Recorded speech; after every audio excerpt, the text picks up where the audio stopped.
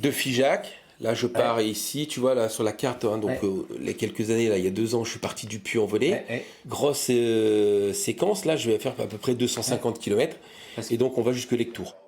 C'est le 31 mai que Jean-Joseph reprendra son pèlerinage sur le chemin de Compostelle. Une parenthèse hors du temps que le Messin s'est accordé. Mais cette année, il y va aussi pour aider l'association Fun Sport Activity qui vient en aide aux enfants amputés. L'idée, c'est de faire des choses solidaires. Nous, dans notre association, on a ce souci-là. Et j'ai donc vu cette photo de ce petit garçon sur la course inclusive au Marathon de Paris. Et c'est moi qui suis éducateur sportif, voilà, j'ai été sensibilisé, j'ai été impressionné de voir qu'effectivement, il y a des enfants qui sont amputés. Et comment font-ils pour faire du sport? Donc ça a été notre souci de se dire...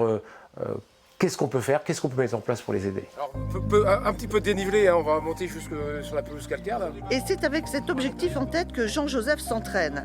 Avec sa marche, il souhaite récolter des fonds pour acheter des lames de course en carbone.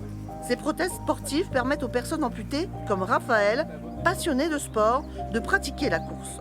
C'est Raphaël, qui est un jeune garçon qui a été amputé à l'âge de 8 mois d'une partie de sa jambe et qui, aujourd'hui, aime énormément le sport. Et il se trouve confronté à une difficulté, c'est que les prothèses qu'il doit mettre sont en partie remboursées par la Sécu. Mais dès lors qu'on commence à toucher au domaine du sport, et puis en plus, il ne reste pas sur un sport, hein. Il fait de la natation, il fait de la marche, il fait du vélo.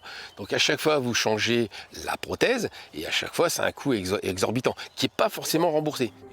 Une lame de course coûte en effet 3 000 €, d'où l'idée de cette cagnotte. Sur son sac à dos, Jean-Joseph a placé un QR code que les gens pourront scanner pour faire des dons, ensuite reversés à l'association Lame de Joie. Cette collecte solidaire permettra à Raphaël de poursuivre ses activités sportives et apportera à Jean-Joseph cette dose d'humanité qu'il va chercher sur le chemin de Compostelle.